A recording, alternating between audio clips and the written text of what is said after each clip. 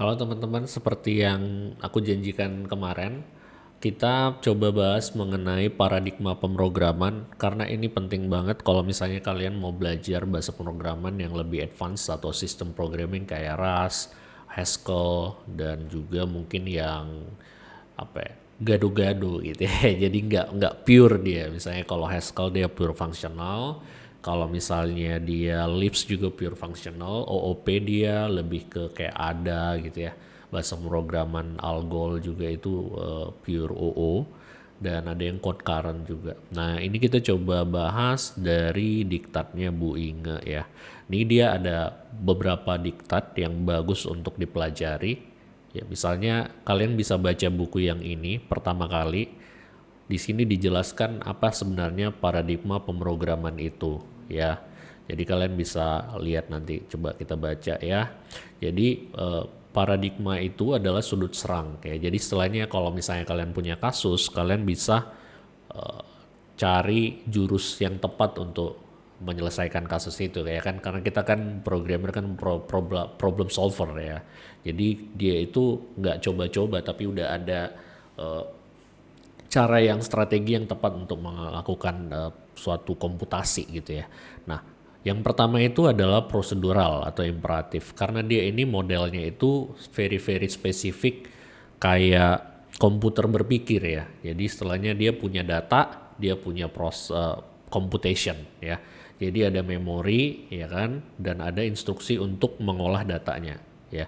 Jadi kalau misalnya kalian bisa lihat ini algoritma dan struktur data, biasanya kan udah pelajari di computer science ya, atau anak-anak informatika pasti udah tahu lah. Itu yang jadi program ya kan. Kalau misalnya kalian lihat juga istilahnya padanannya lebih ke atas, ada big data ya kan. Big data itu adalah platform untuk scalable computation dan data storage ya. Jadi kalian bisa lihat nih, oh ada data structure, ada algorithm which is yang mengolah data structure itu. Itulah adalah program. Kalau big data, scalable compute dan scalable storage. Storage itu apa? Itu berarti memori, data structure atau yang lain. Tapi algoritmnya misalnya kalian punya distributed algorithm, itu berarti dia fokusnya ke komputasi atau pengolahan datanya gitu. Kalian bisa lihat separationnya di situ ya. Itu dia sangat-sangat dekat dengan bahasa language dari mesin karena mesinnya itu komputer. Kalian pasti tahu lah kalau misalnya ada ALU ya kan, CPU itu ada banyak pernak-pernik dalamnya gitu, dan memori juga di CPU juga ada memori kayak L1 cache, L2 gitu kan, dan L3 sampai yang ke belakangnya itu memori, baru RAM, sampai nanti kalian masuk ke persistennya, ke disk dan yang lain-lain. Storage itu banyak banget tipenya, algoritma juga banyak gitu.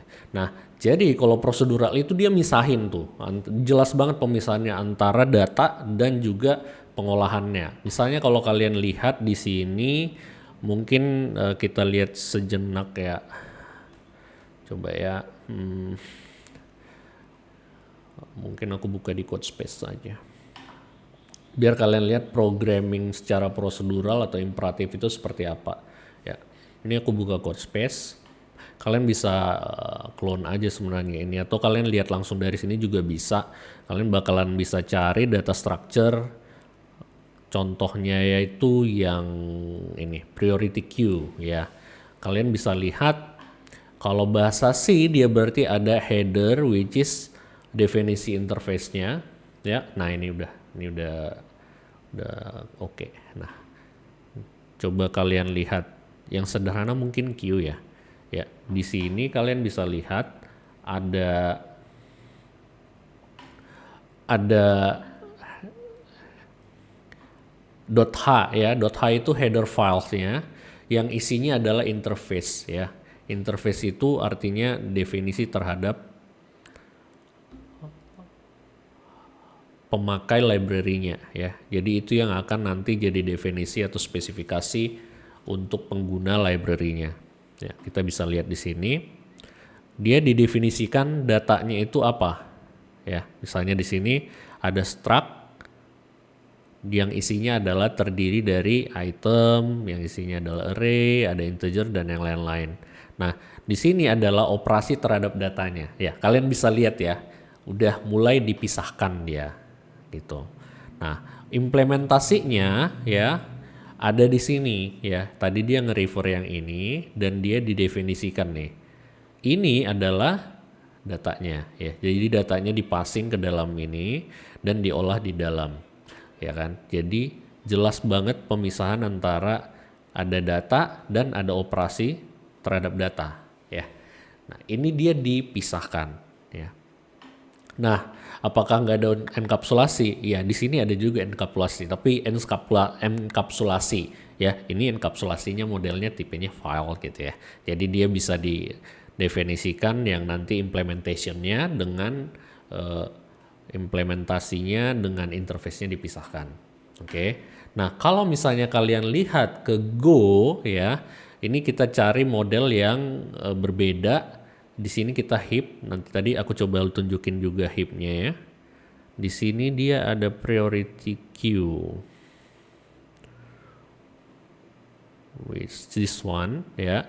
Ini priority queue sama seperti tadi, ada header ya kan yang berisi definisi datanya terdiri dari apa dan juga operasi terhadap data. Lihat ini dia dipassing secara addressnya dipassing ya. Berarti dia pass by reference ya bagi teman-teman yang udah belajar.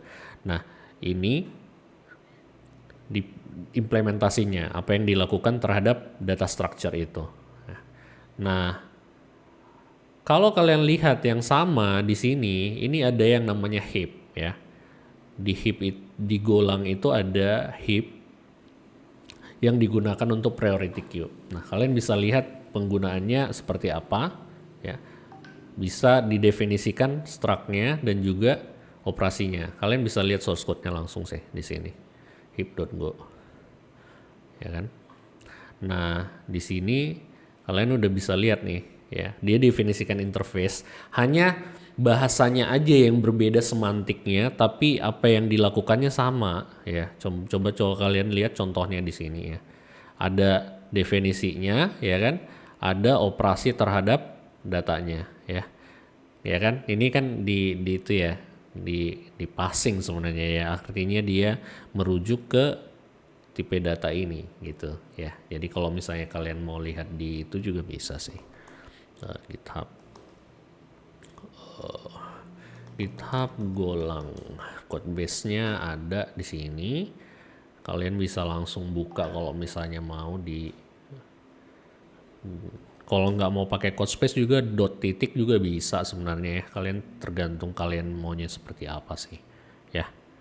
Oke, untuk prosedural mungkin teman-teman bisa pahami ya sudut serang seperti apa ya, cara jurusnya gimana, yang dia memisahkan antara struktur data dan algoritma. Makanya nanti ada pelajaran data structure gitu kan, ada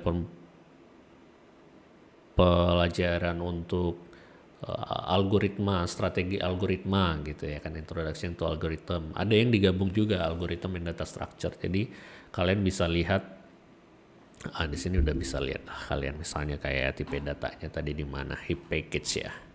Dia ada di standard library container heap. Ya kalian bisa searching sih sebenarnya heap.go ya kan, gampang.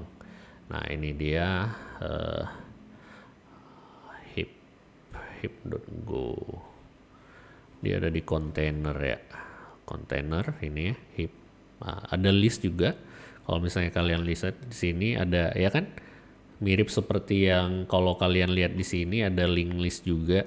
Dia sama sebenarnya ya kan. Kalau misalnya kalian lihat kan di sini. Hanya sintaksnya aja yang beda. Makanya kalian kalau belajar sesuatu itu kalian harus pahami fundamental teorinya dan juga konsepnya seperti apa. Nah, ini konsepnya pemrograman prosedural dan itu nanti akan dipakai. Kalau misalnya kalian lihat, misalnya ini dengan Rust ya.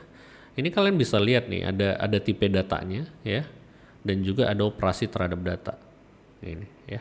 Dia dipassing secara ini reference self-nya. Self-nya itu nanti merujuk kemana? Ya ini dia struct-nya namanya welcome, dia bikin implementation-nya welcome gitu. Jadi ada polanya kan gitu. Jadi kalau misalnya kalian udah belajar suatu bahasa, oh ini pemrograman prosedural, ini pemrograman fungsional, ada yang gado-gado gitu. Kalian kalau bisa sih belajar relook lagi sama apa yang kalian pelajari dulu di kuliahan waktu di informatics yang Kalau yang belum ya mungkin harus lebih belajar lagi di sini. Nih ya, jadi review lagi konsep-konsep dasarnya, dan sebelum kalian nyemplung dengan blockchain dan yang lain-lain, pahami dulu ini ya. Jadi kalau banyak orang bilang itu simple apa segala macam, pakai Solidity yang JavaScript juga bisa ya, don't underestimate the blockchain stuff ya, karena itu scary place to be. Kalau misalnya kalian nggak hati-hati, kalian bisa merugikan orang ya. Jadi ini industri yang serius sebenarnya. Oke, thank you semuanya. Kita akan sambung lagi mengenai bahasa pemrograman, dan itu kita nanti akan bahas yang paradigma fungsional ya. See you next time. Stay tuned.